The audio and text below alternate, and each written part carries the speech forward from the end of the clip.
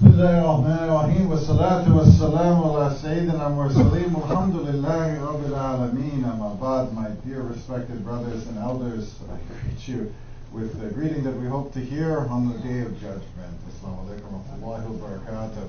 We thank Almighty Allah who has gathered and guided us here up to this most auspicious moment in our lives, when we leave behind our work, a potential hockey game, and a variety of other distractions, to put our forehead on the ground in sujood to Allah subhanahu wa ta'ala and Allah subhanahu wa ta'ala alone. I bear witness and testify, if it is my last permitted act by Almighty Allah, that there is no one worthy of our worship except Allah subhanahu wa ta'ala, no one worthy of our praise except Allah subhanahu wa ta'ala, no one who can guide us except Allah subhanahu wa ta'ala. Whosoever follows the guidance of Allah subhanahu wa ta'ala, this person can never be misguided. Whosoever, astaghfirullah, goes on his own way or neglects the guidance of Allah subhanahu wa ta'ala, this person can never find the true and proper path. Bear witness to testify also in my last and final aspect of this, that 1400 years ago approximately, a man, a human being, named Muhammad ibn Abdullah, came to this earth and was blessed with the last, final, perfect revelation of Almighty Allah subhanahu wa ta'ala to mankind. We know this revelation today in its final form as the Holy Quran. And we know it to be a book without deviation, without error, without distortion, without any departure from the truth. We say these things in English so we may understand them, but we say these things in Arabic so we may remember them in the deepest recesses of our heart. When we say, La ilaha illallah Muhammadur Rasulullah, which is the constitution that defines the relationship of Almighty Allah subhanahu wa ta'ala to man, and therefore the relationship of man to everybody else. As to what follows, the previous series of khutbahs which we were honored to give to our esteemed audience was around the notion of how to see. We talked about in Surah Al-Baqarah the metaphor of sight. It begins almost with the earliest lines of the Holy Quran, where it says that the Quran will not be understood by all people. It will not be understood by all people, and this is a tremendous challenge to the believer. Because the believer in his heart, when he sees something is true and says, share money with the poor, be kind to your elders, be good to your children, eliminate injustice and inequality between people, the natural reaction of those of us who believe is to assume that everybody will believe. Because in the deepest recesses of our heart, we know that what was presented to us is the truth, and we cannot imagine a circumstance under which anyone would not want the truth. And so it is that later on in the Holy Quran, Allah Himself says to the Prophet Muhammad ﷺ, let not their lack of belief grieve you or upset you, for you would pray that they would all accept, but Allah subhanahu wa ta'ala knows best. And so though even Allah subhanahu wa ta'ala had to guide Rasul sallallahu alaihi wasallam through this very difficult and painful concept that not everyone will see. And it's a hard thing for us, because then we get discouraged. We say, well, if not everyone will see, maybe we don't see properly. And so it starts to challenge even our own faith, to the point where Rasul sallallahu alaihi wasallam himself was tested in the great year of sorrow. But if we go back to this metaphor of sight, and we return to the opening ayahs of Surah Al-Baqarah, we see that Allah subhanahu wa ta'ala says that this is the book, guidance sure without doubt. For, and then it lists the criteria of those people that will be able to understand what is in the Quran. So the criteria are those who establish, so those who have taqwa, those who believe in the power presence of Allah subhanahu wa ta'ala. Right? Those who believe in what they cannot see, that there is a layer of sight beyond sight, the external and true reality of the situation, establish regular prayers, spend out of what is provided for them, and the criteria goes on. So early on we are advised, even in the beginning of the Holy Book, we are advised that the book will not be intelligible to everybody, because not everybody has the characteristics that are willing to accept it. And this metaphor continues when Allah subhanahu wa ta'ala talks about people who reject faith and uses the phrase summun bukmun humyun fahum la yarji'un. He says deaf, dumb, and blind they are. He doesn't mean that they are physically deaf or physically blind or physically unable to speak. As a matter of fact, later on in the Quran, when he talks about some of these people, he says, there is a person whose speech will dazzle thee. But he still refers to these people as dumb, mute. Because in the sense of speaking the truth, or understanding the truth, or trafficking the truth, or dealing in the truth, these people are blind, deaf, and dumb. And so it is, the metaphor of sight is a very important guide for all of us as Muslims to understand where we are with respect to our faith. Because we can have eyes and still not see. And so it is that the series of khutbahs is driven towards the characteristics of how to see this world. Because if we see the world accurately, it inevitably follows that we will live accurately within it. If a man walks to the middle of the street and looks to his left and looks to his right and sees a truck coming at him at 100 miles an hour, the man is going to react. The man is going to step aside. He's going to go to the sidewalk, or he's going to, shout for help to get everybody else out of the way. If he sees a group of people that are in the path of this oncoming truck, he'll do everything he can, assuming he has any spirit or soul in him, to get people out of the path of danger. Because he sees the danger accurately with his own eyes, and it is a physical danger. But the Holy Quran tells us that we have to use more than our sight, our physical sight, to be able to see. We have to believe in unseen things, such as the power of Allah subhanahu wa ta'ala, such as good and evil, such as arrogance and envy, such as justice and amana.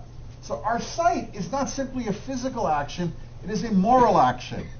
Our sight is moral as well as physical. And so it is that just as the man who stands on the middle of Yonge Street and is able to see the truck coming at 100 miles an hour reacts in a natural fashion, so it is that those of us who can see with morality will see other trucks coming, invisible trucks coming at 100 miles an hour, and we will not only direct ourselves away from those things naturally, but we will look to those people around us who we love and care for, which should be almost anybody, and try to direct them away from the same moral trucks coming towards us.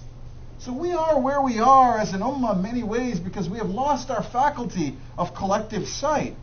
We have lost this faculty by the collective process that is described in Surah Al-Baqarah. When the Bani Israel, may Allah subhanahu wa ta'ala guide all of us, when the Bani Israel were given a chance to see a cow by Prophet Musa, Prophet Musa said, may Allah be pleased with him, Prophet Musa gave them the commandment to see a cow. It doesn't quite read that way, but when you look at it carefully, that's what it was. Sacrifice a cow. In order to sacrifice the cow, you must see the cow. And then you must bring the cow and sacrifice it. It's a process. But the Bani Israel, they saw the commandment, and they saw the cow in a different way. They saw the cow as a material object to be separated from themselves, as opposed to something that was offered to Allah subhanahu wa ta'ala. You see, they saw it as a trade rather than a duty. And so once they saw it as a trade, they wanted to maximize their terms of the trade. So they said, okay, well, let's try to give the cheapest cow. In other words, what are the characteristics of this cow? I mean, we don't really find him here in the herd. And so they start negotiating with Allah subhanahu wa ta'ala. This is how people develop moral blindness, although they have physical sight. So it is with zakat among the Muslim people. People say, brother, should it be 2.5%? But does this apply or does that apply?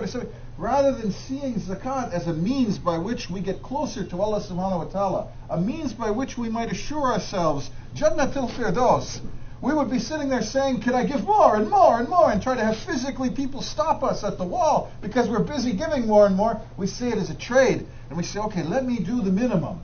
Let me do the minimum that I can get away with and not anger Allah subhanahu wa ta'ala, as opposed to rushing towards Allah subhanahu wa ta'ala with the best of what is in us. And so we have developed this moral bargaining, where we look at everything as a rule as opposed to everything in terms of its end result. We look at everything as a process. So if I pray, what is the minimum number of rak'ah I need to do? Right? That's what people they do the fard. Okay, now I'm done, As opposed to saying, wow, I committed a lot of sins in this day.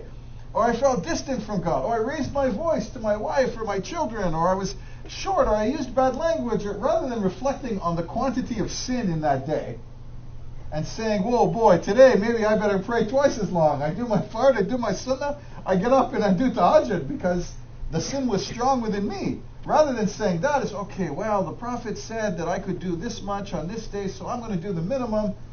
Although you didn't say you were going to do the minimum when it came to your sins that day, or your temper that day, or your anger that day, or your arrogance that day. There you didn't need to do the minimum.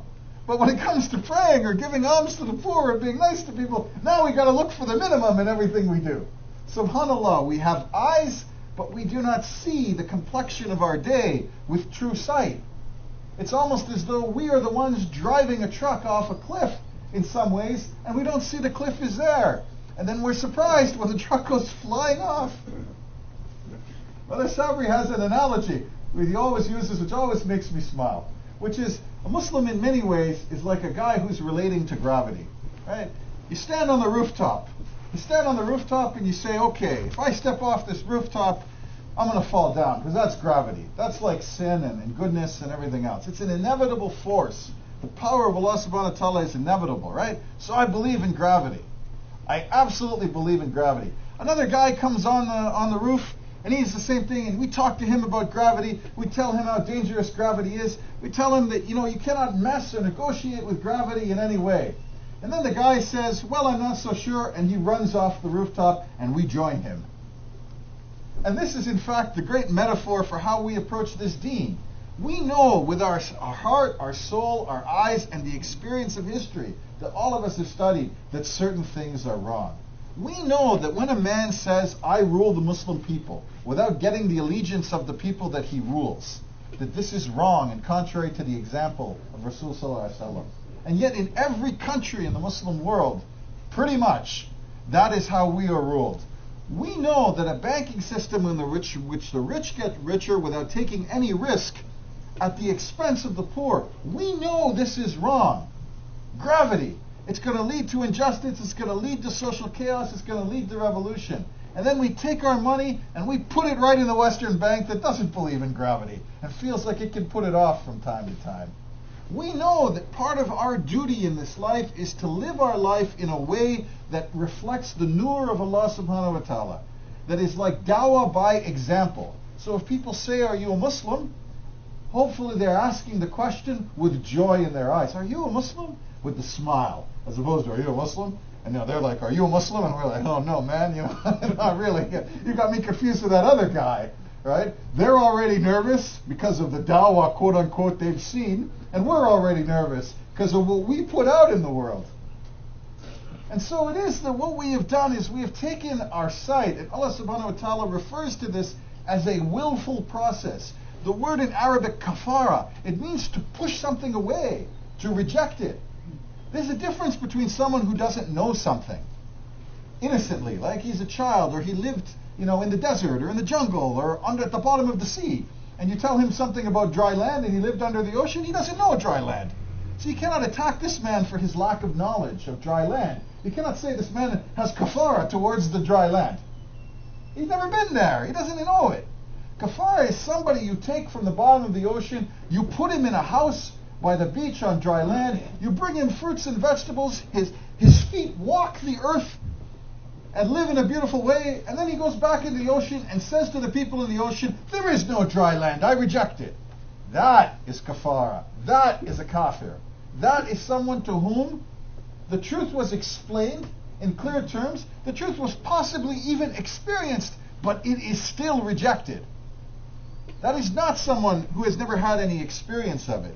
So we need to draw a clear distinction with our moral sight between those who have no experience of the dry land and the solid footing of this deen, and those who do have this experience and consciously fight and reject it. And in my earlier khutbah to you, I said be very careful to try to give in to the sight of other people who would try to tell you that those who reject dry land, or those who reject gravity, or those who reject this faith are simply the rich, or simply white people, or simply people from North America, or simply people from a Western culture. In my last khutbah, I talked to you about the fact that the people who accepted Islam the most were from the Banu Hashim clan of the Quraysh. Some of the people who rejected the deen the most were from the Quraysh. I told you that Abu Bakr bin Siddiq was one of the greatest people of all time. His son was one of the people who almost murdered Caliph Uthman. Umar bin Khattab was one of the greatest Khalifa of all time. One of his sons was whipped for drunkenness. So you can have a great family, and there could be someone within the family that is lost. You could have a great country, and someone within that country is lost. You could have a great culture, or language, or race, or tribe, and someone within there could be lost. So ours is not the struggle in terms of sight, to limit our sight with the barriers that other people would want to put on it. They say, no, you can't associate with that guy. He'll never understand this deen because he's white, or he's black, or he's Chinese, or he's Russian, or pick the label.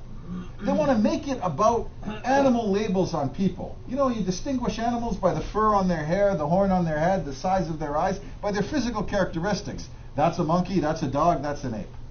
But you don't distinguish human beings that way. Allah subhanahu wa ta'ala has said, no, you look at human beings by the content of the character, by what's inside their heart. It could be black, it could be white, it could be blue, it could be Asian, it could be Somali. It doesn't matter. What you look at when you look at a man is you look at what's inside his heart. And that is the difference between how we look at a man and how we look at an animal. But even when we look at an animal, we judge the animal by the highest of its qualities, as Imam al-Ghazali used to say. He used to say that a donkey can carry a stack of books on himself. A horse can carry a stack of books. Both the horse and the donkey can carry something. But when we compare the horse to the donkey, we don't compare them in terms of the ways they are the same. We compare them in terms of the ways that they are best. And so a donkey has a loud bray. You can hear it from 100 miles when a donkey brays. A horse is very noble and very fast. And so we think about even an animal in terms of the best of its qualities. So why can't we apply that same benefit of the doubt to fellow human beings? Why can't we say, okay, that brother is black, or that brother is white, or that brother is from Egypt, or that brother is from Pakistan, but he comes to the mosque and prays 5 times a day. He's honest. He's charitable. His kids are well behaved. He treats his wife with respect and manners. His grandparents or parents never want for anything. We don't look to each other with a moral set of glasses. We look to each other as though we are comparing livestock. He's got this much money, X cars, physical characteristics that don't dig beneath the surface. We do to each other what the Bani Israel did to the cow. We suck out the life that Allah subhanahu wa ta'ala has put into our relationships between ourselves because we do not see. Because we accept the lens of sight of those who have rejected the way or who don't understand it in the first place. And so it is that is why we have division amongst ourselves. Because we don't see ourselves accurately. We see ourselves as individuals who are all fighting for the small piece of a given finite pie. It's like, if I help that brother, maybe he's going to get a job and I won't. Or maybe people will think more of him and I won't. Or maybe his wife will talk badly to my wife because she's a little ahead of where we are materially. There's so much foolish and crazy competition in our communities. First of all, our communities are often defined ethnically. So the Pakistanis talk to each other, the Somalis talk to each other, and that's okay. That's okay. But what about the Pakistanis and the Somalis talking regularly to each other? Or the Arabs and the Pakistanis talking to each other? Or the Africans and the people from the Caribbean talking to the people from China and the Bosnians? Why don't we talk to each other as Muslims and start to see each other as Muslims? But even when we do talk to each other, once we've excluded and built fences around everybody else, even then we have this crazy internal competition over almost anything. In the Pakistani community, which I know well, the competition, this one's a doctor and that one's an engineer. As opposed to saying both of them are well educated, subhanAllah, one has to be better than the other. Even if both of them are married, it's almost as though the imaginary wife that one of them would get is superior to the other.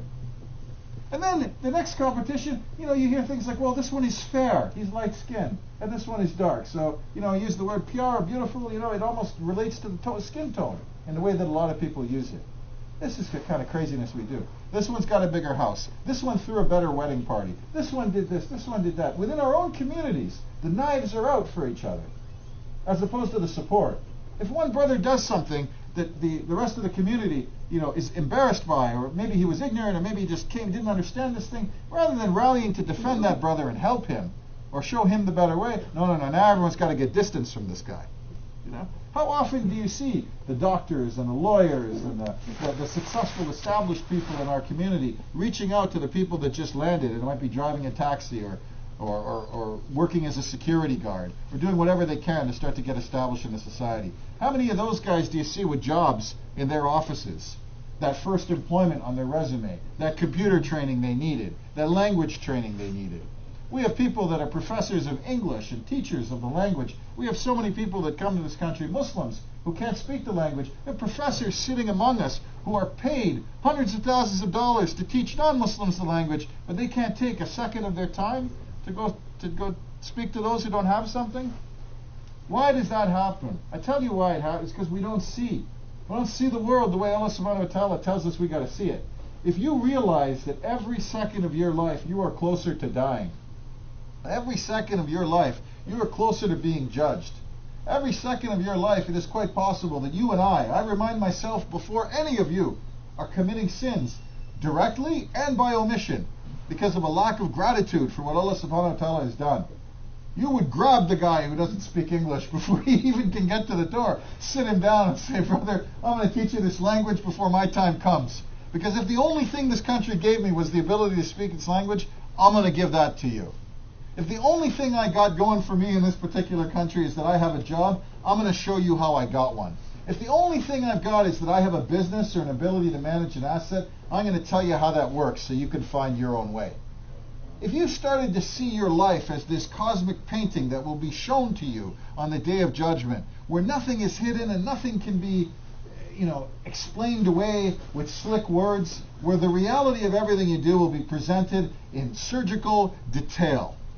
If you saw that picture and you were standing at that picture and it was you in it, or I in it, and we looked at the fact that we were culpable, we were judged, and Adam's weight of evil would come to us with penalty, you would see every Muslim and every human being on this earth as a partner to save your soul, as a partner to save you from the worst defects of your character, which all of us have. If you started to look at everyone around you, first in the Muslim community, but in humanity in general, as a ticket to paradise based on how you treated them, imagine how you would relate to people. Brother says, Assalamu alaikum, you're pumping his hand, you're not letting this guy go. Oh, he almost thinks there's something physically wrong with you. What's going on? Because Allah subhanahu wa ta'ala rewards those who give a greater greeting to one who receives one. If you see someone hungry and you're buying this guy food, even at the expense of your own stomach, we fast, we can go a day or two without food. It's not going to kill us. 30 days a year, 30 years of life, 900 times practice. What's a day? But you find a brother who's hungry and you feed him, you almost feel the satisfaction in his stomach in your own heart. And you're thinking to yourself, maybe this was the thing that Allah subhanahu wa ta'ala will use to forgive me. Maybe I gave Allah subhanahu wa ta'ala a good excuse today to look past something I did that was wrong. How do you see? How do you see the pageant of your life? How do you see it? How do you see this community? And how do you see the relationship of this global deen to the other ideas that exist in the world? The metaphor of sight is so powerful, and that is why Allah subhanahu wa ta'ala puts it in so many different chapters of the Holy Quran, because it is a guiding principle that would explain to us how it is that we are to relate to the world. Sometimes we need other rules, and sometimes, like the man standing in front of the truck that's coming at him at 100 miles an hour, it is enough to see to allow your natural instinct to drive you towards what is correct. If you can see correctly, most of the time you're going to do correctly. But that is why the enemies of Islam and many people who are lost spend all their time trying to do everything they can to put blinkers over our eyes, to put shades over our eyes, to put things in front of us, or to distract our vision from what is really going on. So we are on a journey to educate each other to learn how to see. Because if we learn how to see and what to look for, and how to judge the game of life by the scorecard that Allah subhanahu wa ta'ala has given us, what to do becomes almost automatic with thinking, natural, feeling people. And that is why we've spent the last several khutbahs talking about the metaphor of sight and what it means, and trying to give several examples. Do not believe the eyes of other people when God Himself has given you a set of your own. Do not let other people try to explain to you what you are seeing, when in the calmness of night you can reflect in the darkness on what happened in the light of day. When you can ask yourself the hard questions to which this society has no answers. How do we have trillions of dollars in wealth and so many poor people? How do we have so much freedom from labor and so much unhappiness? How is it that the people who do everything that they are told in gathering wealth and gathering fame and gathering prestige are still killing themselves, either with drugs or with destructive relationships or with crazy spending or insane lifestyles? Why do these things happen? Why do they happen before our very eyes and pass without any comment? Even though real comment, other than, oh, it's so sad. Almost as though we were talking about the wind passing by, with no analysis or no devotion spent to the truth of what is in front of us. We live in a world where the truth is coming at us at 100 miles an hour like a Mack truck. But we also live in a world where most people will do anything they can to pretend that truck isn't there. May Allah subhanahu wa ta'ala guide us, have mercy on our souls, and guide us to Sirat al-Mustaqim.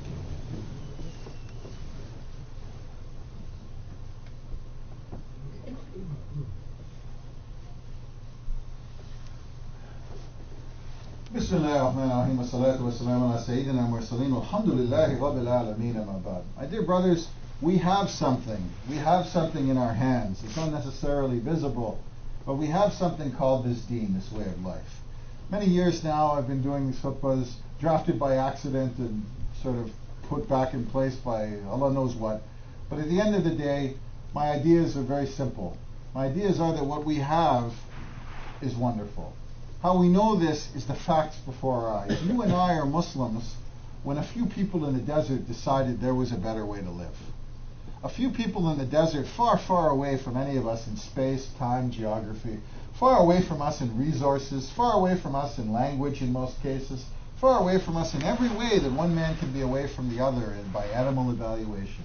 A few people came together and said, no, Allah subhanahu wa ta'ala has spoken to us and confirmed the truth of what came before us. And that there is a long, unbroken line of what is deep, beautiful, lasting, and true. That this unbroken line came to Moses and Jesus and Abraham. That this unbroken line came to Joseph and Jacob. We want to say, to give you the names in Arabic. But we are part of a long, unbroken line. We are not God's chosen people. We are the people who hope that we choose God. And therein lies all the difference. Ours is a club that anyone can join. And we know deep in our hearts that that's the truth, that that's fair, and that's just. That it doesn't matter the size of your wallet, the color of your skin, or whether you have any hair left, or if you do, whether it's white, black, or brown. What matters most is what you did with what you had to get closer to God. It's just that simple. When we take an oath and say, La ilaha illallah Muhammadur Rasulullah, we are making a covenant with God. We are making a covenant that says that we want to be different from the animals in the field. We want to be different even from other people who we love but may in fact be misguided or may have denied themselves the ability to see. We don't claim to be better, but we claim to want to be better. And therein lies all the difference in our humanity. Therein is what we can say to our children. It's not that we are necessarily perfect. It's not that we are without sin, because the evidence of that is quite abundantly around us. It's not that we are not without flaw, but it is that we get up every morning, if we live by prophetic example, we get up every morning to dream ourselves anew.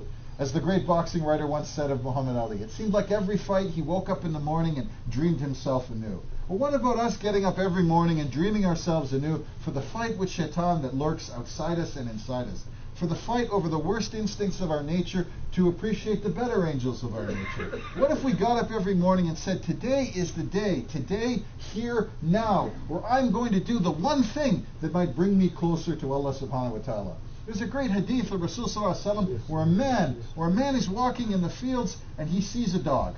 And he sees a dog and the dog is thirsty. And he has only his shoes. He goes into a well and he brings water for the dog from the well.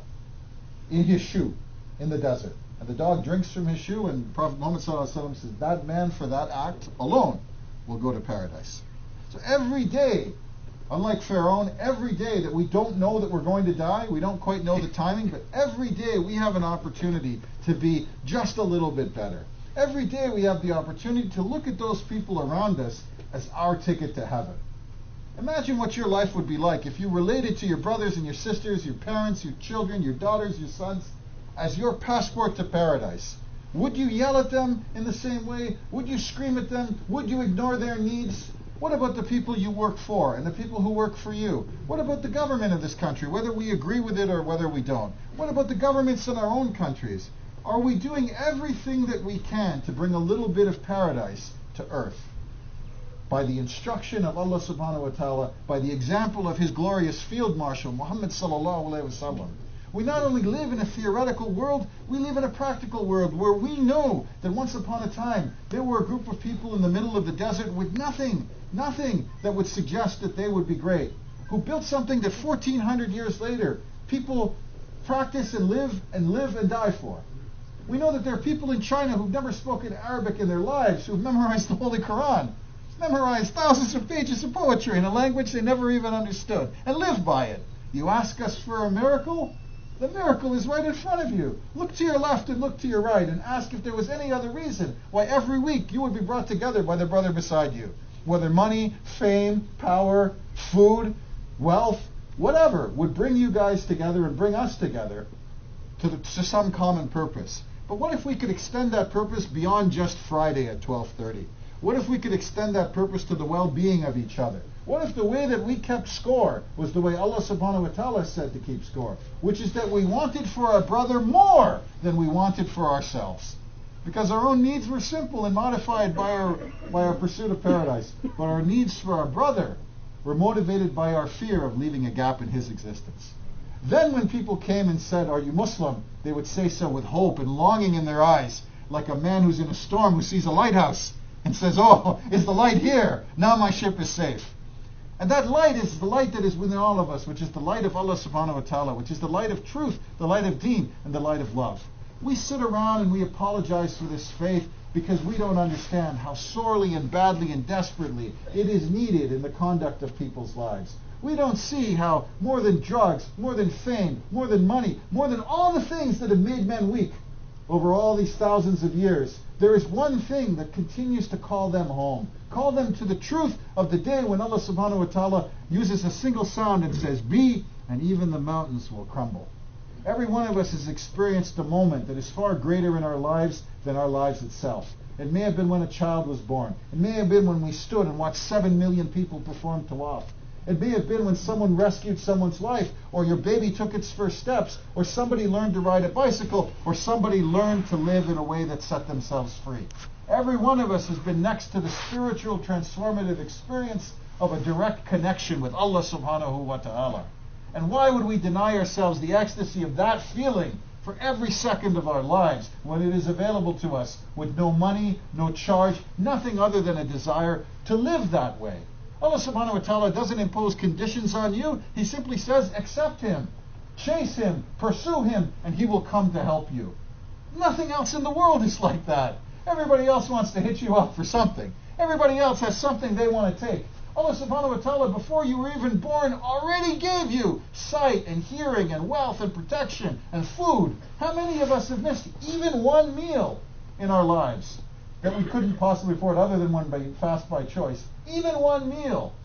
If you take 3 meals a day, 5 days a week, you say that's 15 meals to keep the math simple. We'll skip the weekends. 750 meals a year in 50 years.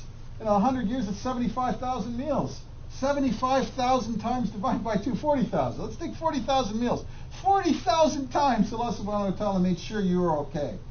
And we're asked to pray what? 5 times a day? Maybe for a few minutes?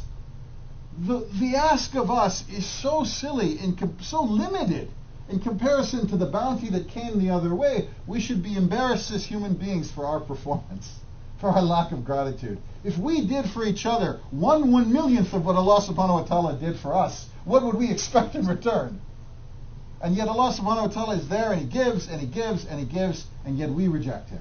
We reject Him by putting glasses over our eyes and painting them with oil, as opposed to looking and saying with gratitude, La ilaha illallah Muhammadur Rasulullah, La ilaha illallah Muhammadur Rasulullah, La ilaha illallah Muhammadur Rasulullah, as the guide that will bring us home through the many storms at sea, in the ocean that we call existence. We live this deen and we have this deen because somebody in our lives, many generations ago, looked at someone who lived properly and said, I want to be like him. I want to talk to my kids the way he talks to his kids. I want to talk to my parents the way he talks to his parents. I want to do business the way he does business. I want to be happy in spite of whether things are going for me or things are not going for me. I want to be on the side of right.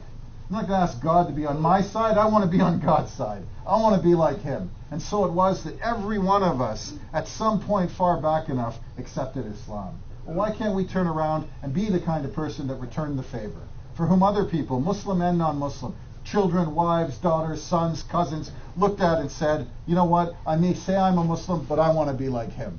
I may say I'm a Christian, but I want to be like him. I want to be the guy that even after he's dead, 1,000 years later, people still talk about as though he just left the room.